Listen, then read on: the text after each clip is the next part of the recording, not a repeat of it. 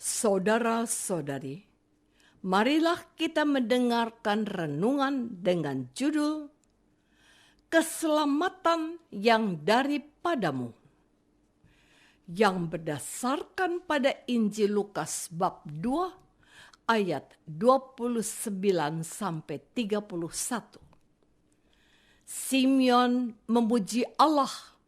Katanya, "Sekarang Tuhan, biarkanlah hambamu ini pergi dalam damai sejahtera, sesuai dengan firman-Mu, sebab mataku telah melihat keselamatan yang daripadamu, yang telah kau sediakan di hadapan segala bangsa."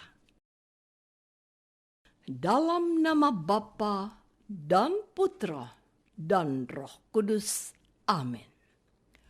Saudara-saudari terkasih dalam nama Tuhan Yesus Kristus. Di Yerusalem hiduplah seorang bernama Simeon. Ia seorang yang benar dan saleh. Ia dipenuhi Roh Kudus. Kepadanya telah dinyatakan bahwa ia tidak akan mati sebelum melihat Mesias, yaitu Dia yang diurapi Tuhan. Ia datang ke bait Allah ketika Yesus dibawa orang tuanya melakukan apa yang ditentukan hukum Taurat. Ia menyambut anak itu dan menatangnya sambil memuji Allah.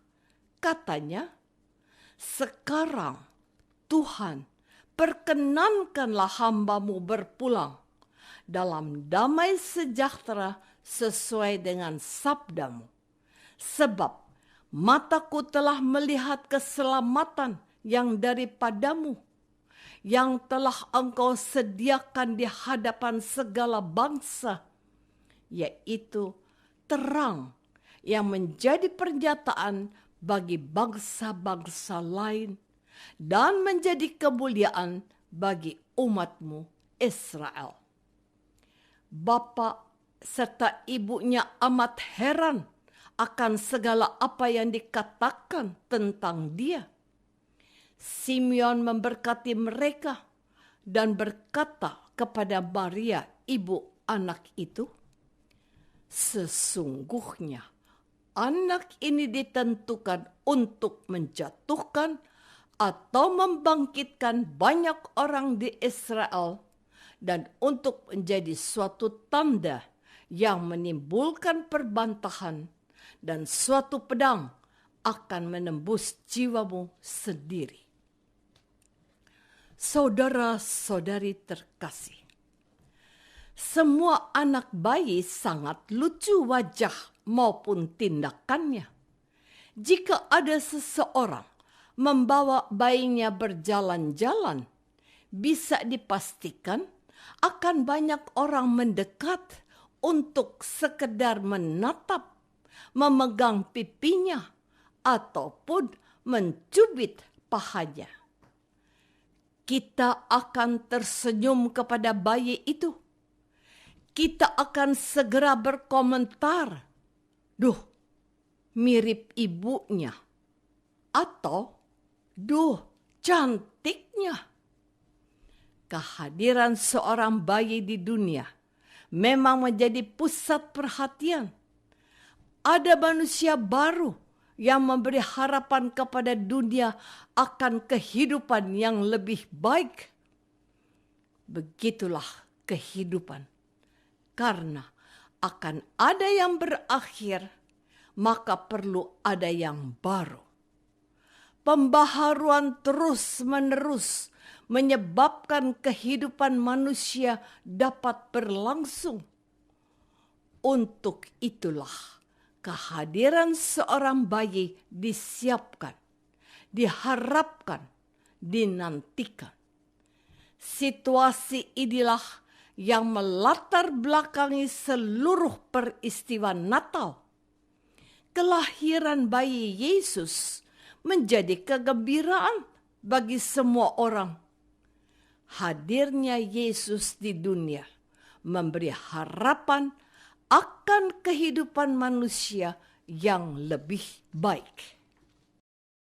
Saudara-saudari terkasih, kehadiran Yesus di dunia secara umum dinantikan oleh bangsa Israel dan diwartakan oleh para nabi, tapi secara khusus dinantikan oleh Simeon yang sepanjang hidupnya mengabdi Tuhan di bait Allah.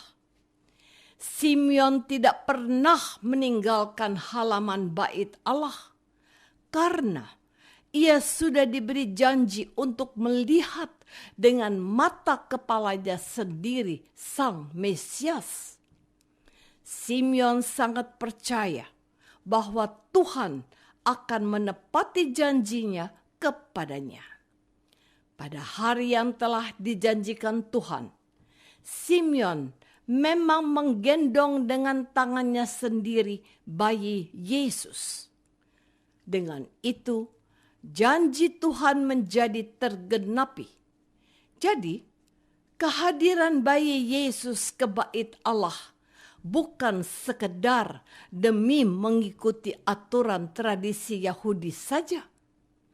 Yesus hidup dan dihidupi bukan hanya demi kebudayaan manusia saja.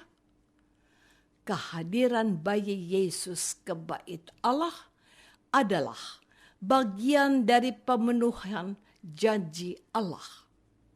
Lihat betapa utuh makna hadirnya bayi Yesus. Artinya juga betapa lengkap berkat yang akan dibawa bayi Yesus. Kita harus banyak belajar dari Simeon. Hidup hanya mengandalkan terwujudnya janji Tuhan. Tidak perlu memakai analisa intelektual, warta kenabian, ilmu klinik.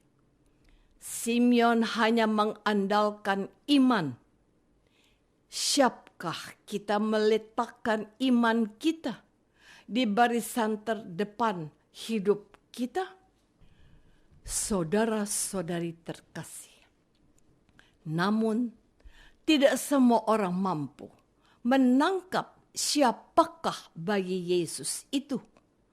Mungkin banyak yang menangkap bayi Yesus itu selayaknya bayi yang lucu dan menggemaskan saja. Mungkin juga banyak yang tidak peduli karena Yusuf dan Maria hanyalah orang biasa yang tidak dikenal banyak orang. Bukankah juga pada hari itu banyak orang tua membawa bayinya laki-laki sulungnya untuk dipersembahkan ke bait Allah? Hanya dengan kacamata iman seperti Simeon saja kita bisa mengenal rencana Tuhan dalam diri seorang bayi. Tuhan memilih seorang bayi untuk mewujudkan rencana keselamatannya. Bayi yang tidak berdaya dan tidak berkuasa justru menjadi tokoh utama. Tuhan bisa memakai apapun untuk mewujudkan rencananya.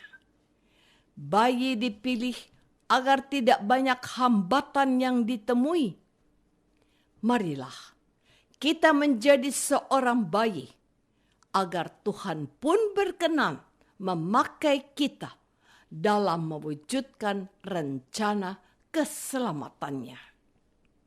Apakah kita sudah melihat jalan keselamatan yang disiapkan Tuhan melalui bayi Yesus? Apakah kita sudah membuka diri bahwa peristiwa Natal adalah jalan pembuka keselamatan kita? Marilah kita berdoa. Ya Tuhan, cara-Mu sering melampaui pemahaman manusia. Bahkan untuk tugas mulia menyelamatkan manusia pun engkau lebih memilih bayi Yesus menjadi pembuka jalan. Yang engkau inginkan hanyalah keselamatan manusia. Selamat datang, bayi Yesus. Selamatkan kami dari kematian akibat dosa. Engkaulah tumpuan harapan kami, kini dan sepanjang masa. Amin. Semoga kita semua selalu dinaungi dan dibimbing oleh berkat Allah yang Maha Kuasa, Bapa dan Putra dan Roh Kudus. Amin.